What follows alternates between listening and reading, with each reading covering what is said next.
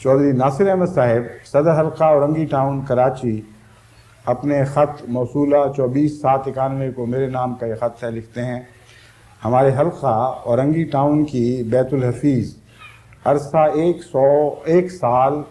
9 ماہ سیل رہی، یعنی اس پر مہر لگی رہی، محض حضور کی دعاؤں سے اور ہمارے محترم امیر صاحب اور احمدی وکلاء کی دن رات محنت سے اللہ تعالیٰ نے ہمیں اپنے فضلوں سے نوازا کہ ہماری بیت الحفیظ کھل گئی۔ الحمدللہ علی ذالک۔ بیت الحفیظ کھلنے کے بعد خدا تعالیٰ نے احمدیت کی صداقت کا غیر معمولی نشان دکھایا کہ محمد رئیس نامی لڑکا جو مخالفت میں پیش تھا اور ہماری بیت الحفیظ سے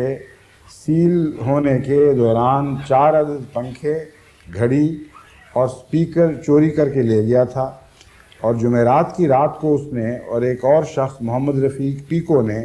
گندے نعرے احمدیوں کے خلاف لکھے اور ایک جمعہ کا دن قادیانیوں تمہارا آخری دن ہے لکھا۔ ہفتہ کو 5 بجے شام رئیس نے خود زہر کھا لیا اور آنن فانن 15 منٹ کے اندر اس کی حرام موت واقع ہو گئی۔ خدا تعالیٰ کی شان ہے